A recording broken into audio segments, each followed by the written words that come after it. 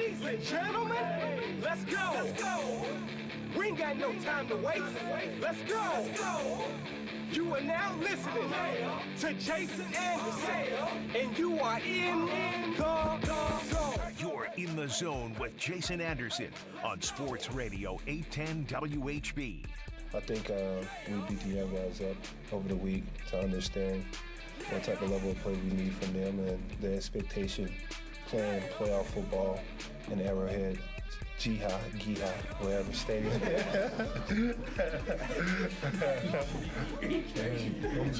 Oh, it's not Giha? Oh, excuse me. My apologies. It's okay. Giha. You're in the zone on Sports Radio 810 WHB.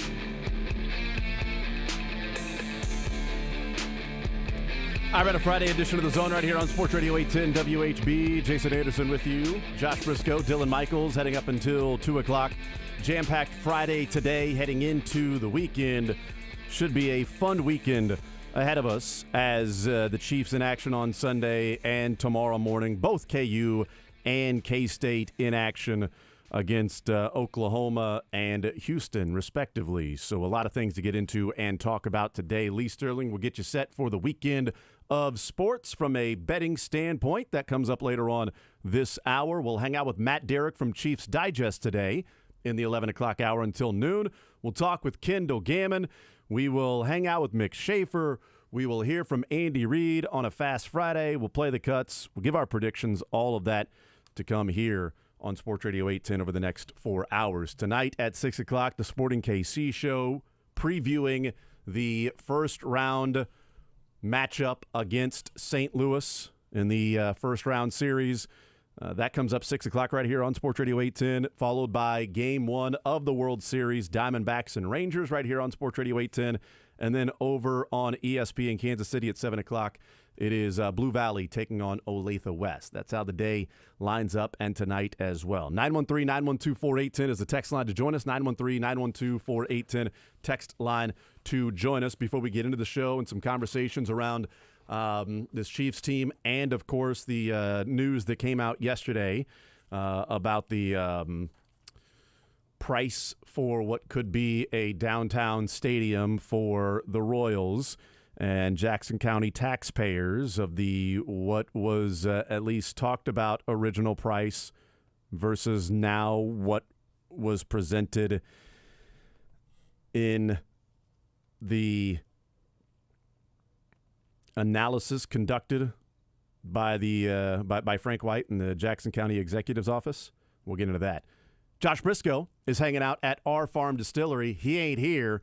He is very far away from me, and thank goodness. Even if he was in another room, I would take that. But you are at our farm distillery today. Tell the fine folks why you are there, and other than we just needed a little space. I mean, look, the space worked out fine. Maybe you needed a little space. Maybe I needed a little Bloody Mary to kick off a Friday show. It's hard to say who's having a better time right now. But, yes, I'm up here at our Farm Distilling Co. up in Mound City. Also, an absolutely beautiful drive this time of year, just getting to look at all the trees and everything on the way up this morning. But this is a place we've been a few times now. It's always tremendous. It's a family farm, and it's family-owned and family-operated and family-produced and family-distilled all the way through, all the products they have out here. We've already gotten to sample a little bit of the official baked apple whiskey that we tried last time we were out here when they were still working on it. It really is like an active process every time the whole way through. The butter cake cream liqueur I've gone through several bottles of, not just today, but over the time that I've been out here. Over the time I've been out here, I'm going to go ahead and put a couple bottles in my backpack as well, I'm sure. But it's always beautiful out here. If you haven't made the trip to get to see all of it, it's really, really cool over the Missouri River bottom. And tomorrow, they've got a huge event here on the hill with their Bloody Mary's Halloween Bash from 11 to 8. You can come enjoy all of that. The Bloody Mary bar all day long. burgers and music in the evening. It's really an absolutely incredible spot. If you haven't made it up here, it's I think the most unique, most tremendous spirits I think I've ever had, and certainly the baked apple one that we've gotten to sip on a little bit already today is wow, good for you. Stupendous. So I haven't gotten to try this Bloody Mary yet, but if you would look at my Twitter post, you can see that yes, I am having bacon for breakfast, among other things. It's just a stick of bacon in a Bloody Mary. So I feel like I'm having a pretty rounded breakfast. You son of a gun. Oh. Yeah.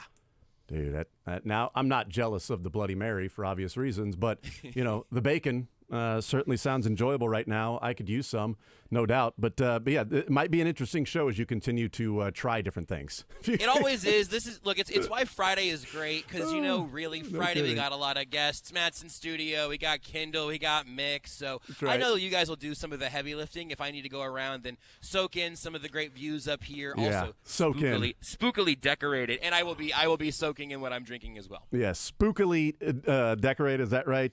The spooky fun on the hill with some Bloody Marys and a Halloween bash. It's all kinds of spirits up here this time of year, Jason. Oh yeah. How about that? Yeah, that's that. I'm out.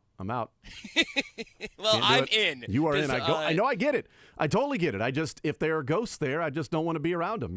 I'm already around them that I don't know about. I certainly don't want to be around them where I'm aware that they're there. I don't need Bruce Willis hanging out with me, breathing cold air, and saying, and hanging out with little man about seeing dead people. I don't need that in my life right now. I got enough stuff to worry about. Well, you've heard of Casper the Friendly Ghost. These are the Our Farm friendly spirits. Oh. So I don't think you're going to have any of those problems up here unless you want a little spook and scare. Nope. And then, if you do come up here today and you would like to be spooked or scared, I will hide behind a corner and jump out at you, but only upon request.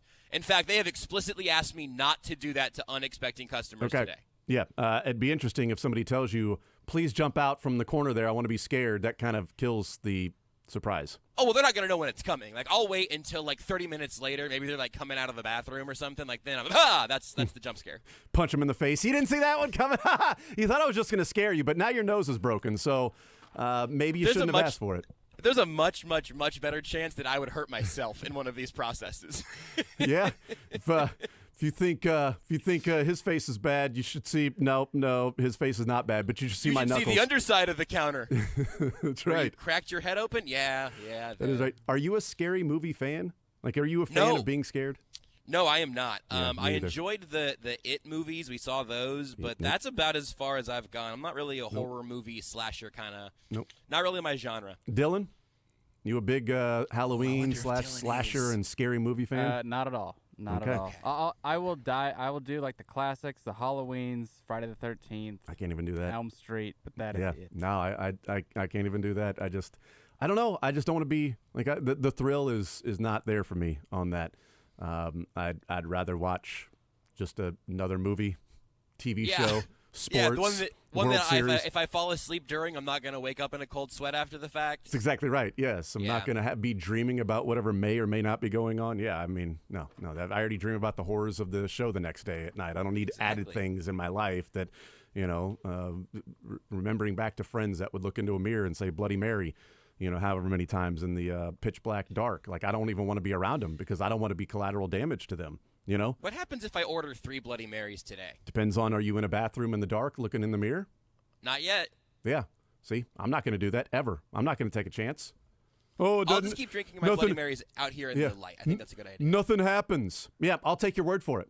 Yeah, Not going to test it. Because you know what? No. If nothing happens, then what's the point? If something does happen, well, that was a bad mistake. It's a real bad mistake. And also, you know what? Just because nothing's happened right now doesn't mean that nothing will happen. Yes. Because if you continue talking smack on Bloody Marys all across the world, they're going to get pissed, probably unionize, and then fight back. And then the next thing you know, it's well, when I was 17, I did it, nothing happened. And now you're 35, and all of a sudden Bloody Mary shows up, was you know what? Time to pay the bill. The bill's coming due. Talking smack, we're pissed about it, and now we're fighting back. You're this whole time. And I'm see, told you. You know what they're not going to do? Come to my house because I never tested them, and I don't talk smack on them. So you guys keep doing that. You guys keep playing with fire, and, Mary with blood is going to burn you. So, Jason, that unironically is almost exactly the plot of It Chapter 2. Oh, really? It really kind of is. Take your word for it.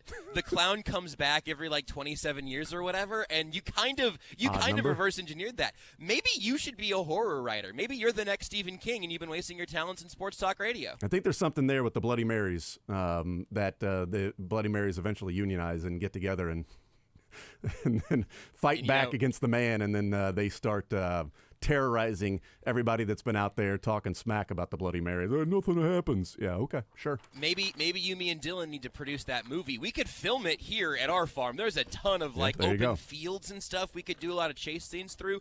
Or you could come out tomorrow for the Bloody Mary bar, and for $12, choose your own toppings, and absolutely no haunting whatsoever. No haunting guaranteed. That's a different movie. Just Bloody Marys. It's totally different. Bloody Mary bar is a different movie. That's a lot more laid back. That's right. All right, it is a Friday edition. 913-912-4810. Let's get into the news that came out yesterday, and we'll talk about this, more as the days progress, certainly. And that is the story out of the Kansas City Star with the confidential financial analysis conducted by Jackson County Executive Frank White's office, sent to county legislatures this week, obtained by the Kansas City Star, that says that taxpayers would be on the hook for far more than the $1 billion sticker price, estimated to be more like $4.4 billion to $6.4 billion. A couple of other particulars from this. Says the spreadsheet is based on a scenario in which county voters would extend for 40 years the current 3/8 cent sales tax that funds the most recent renovations at Kauffman and Arrowhead Stadium. The revenue sources and the different tax revenues, the Royals' share of sales tax receipts alone would total between $1.3 billion and $2 billion over the 40 years. The lower figure is based on the county's estimate that tax revenues would grow 1% a year on average. The Royals are estimating 2.5%, according to the spreadsheet. So the Royals are estimating a higher percentage of growth on money spent and revenues from the taxes over the course of the 40 years. The county is estimating a much smaller growth potential, and it seems like one of the bigger hangups would be the insurance costs. That $2.9 billion that the county would spend in increased insurance payments for the downtown ballpark over the 4 decades. That property insurance would be $4.5 million a year alone to insure a new ballpark in 2028. Those costs would increase 10% a year. Right now, it's about $1.5 million annually, as opposed to what would be $4.5 million a year, and then increasing by 10% every single year. They did pass a resolution on Tuesday saying that the county legislator saying that the team is given the county a 48 hours to reply and reply and offer term sheet. The Royals would develop a finance a new baseball stadium at the East Village that they need to reply, and it was by end of business yesterday. COB, end of day, all of that by yesterday for Frank White to respond. Okay, there's the information that is out there. It is jarring when you see the numbers. When you hear that the Royals are saying $2 billion total, $1 billion for the stadium, $1 billion for the ballpark district that they are going to pay for, et cetera, and now the estimation saying, well, actually it's going to be 4.4 to 6.4, so could be 3 times higher than what the Royals estimate would be to build downtown. There are...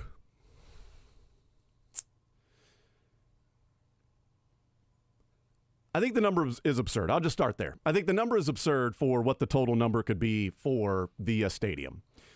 Because SoFi is $5.5 billion that it costs to build SoFi. Building a stadium downtown Kansas City is not going to cost as much or more, $1 billion more than what they paid for SoFi in Los Angeles. Yes, inflation and things are more expensive, et cetera. It's still Kansas City, and it's not L.A., and it's not all of the things that they put into SoFi for an NFL stadium. It's a major league ballpark.